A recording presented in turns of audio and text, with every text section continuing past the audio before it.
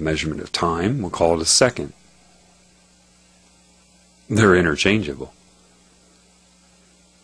but we'll just say that's what it is. Okay, so just say that you have a stream of photons hitting you. All right, just how many times they activate, within the the range of your frequency. Now you understand why you have a frequency range of vision. You have a fundamental frequency of existence, and then your nerves can react to a certain amount of. I mean, if the number of photons hitting your eye per second exceeds the amount that your rods and cones can react to, think of a speed bag where you hit in boxing. It's if you start hitting it too fast, it doesn't have any rebound. It's just going to stay there.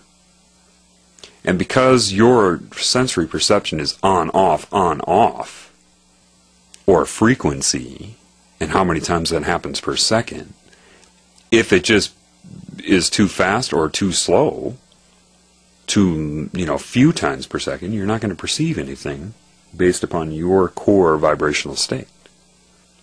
Okay, then. So if you know that another level up from atoms, there are parts and components of the sun that are there and not there, and there and not there. Well, what would happen is this. You see, when light is emitted from that reaction, it is slowed down right away through a certain amount of resistance of the dark energy. So light is emitted at a certain speed. Just imagine spitting, okay? Slow it down in your mind, like that, okay? You get a stream of photons going. That's because you have individual photons because of the frequency of emittance of them. But then the very existence based upon that is there and not, and there and not also. So what's really going to be occurring is a stream of photons and resistance, slowing them down slightly. And then another one, because then the sun, think of it real basically, say the sun disappears. So now there is no emittance of light. But then it comes back and emits it again. So now there's a gap in between, except the new emittance is at original speed, which will be faster than the first emittance.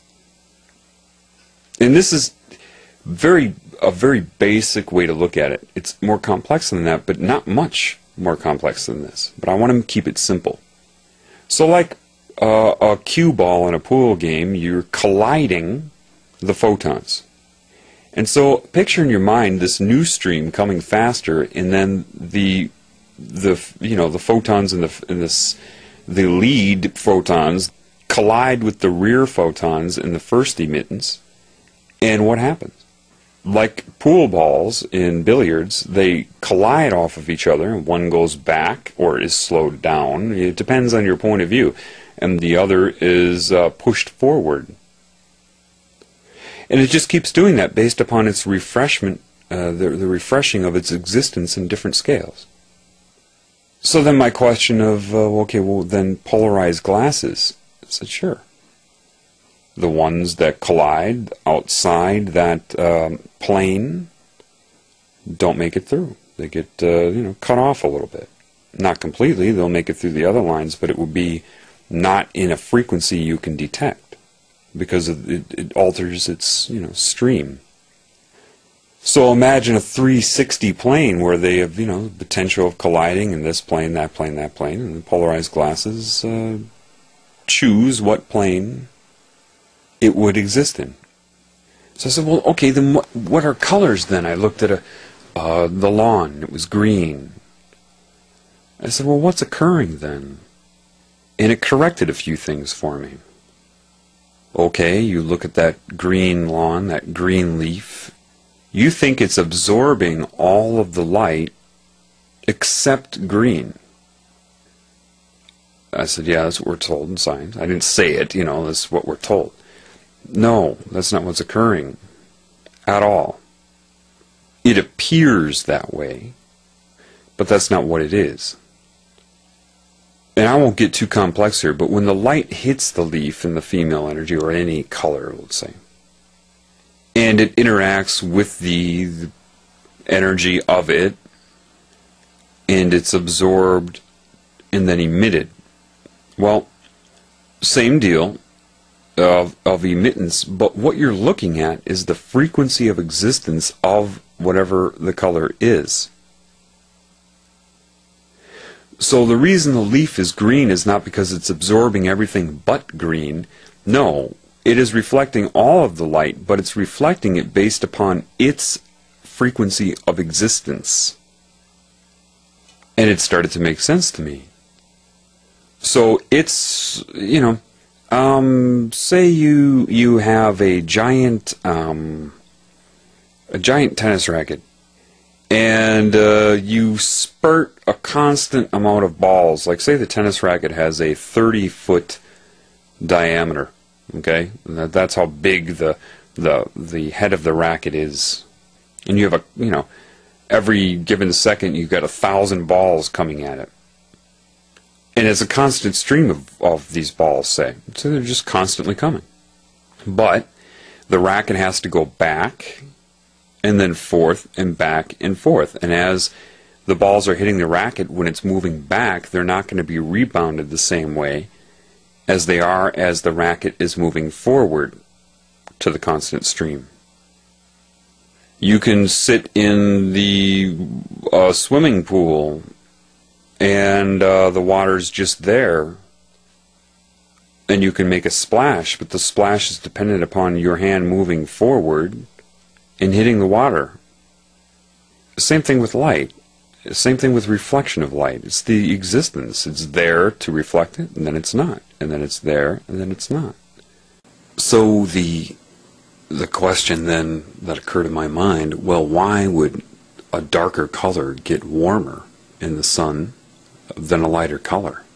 What occurred in my mind through this interaction was the idea that, okay, well, remember, you are in a bandwidth of existence. Every color that you perceive is a vibration that you are perceiving. If it can reflect light, or more specifically, be seen by you, it's in your bandwidth and therefore in the bandwidth of interaction of light. But there's other wavelengths of light energy or electromagnetic energy that could heat something up. Of course, you already know that. If a part of what it's heating up is within the bandwidth of excitability or able to make an interference pattern reaction. You just have to really slow it down in your mind and say a black color in the sun, its vibration is slower sometimes. Why do I say sometimes? Because, see, what you perceive as black, once you get below the frequency of excitability to your rods and cones, anything slower than that will be perceived as black to you, but it doesn't mean it's at the same frequency. There can be many things perceived as exactly black. All that means is it's no longer stimulating your eyes. White would be the most intense stimulation. But what if something was vibrating so fast that it could not be perceived by your eyes? It'd be black again. Or, in that case, transparent. But you've got to understand, when you look at the sky at night and you see the stars, sure, but what about everything in between the stars? You perceive it as black, right? But it's not black. It's not absorbing light or emitting the color black. It's just lack of stimulation. That's why you perceive it as black. If it's vibrating slower, though, in this realm, if you have something that's at a slow vibration and that's why it's black or very dark, it's like hot potato. Okay, I'm going to hand you a potato and it's burning, okay, and you want to get rid of it as soon as possible.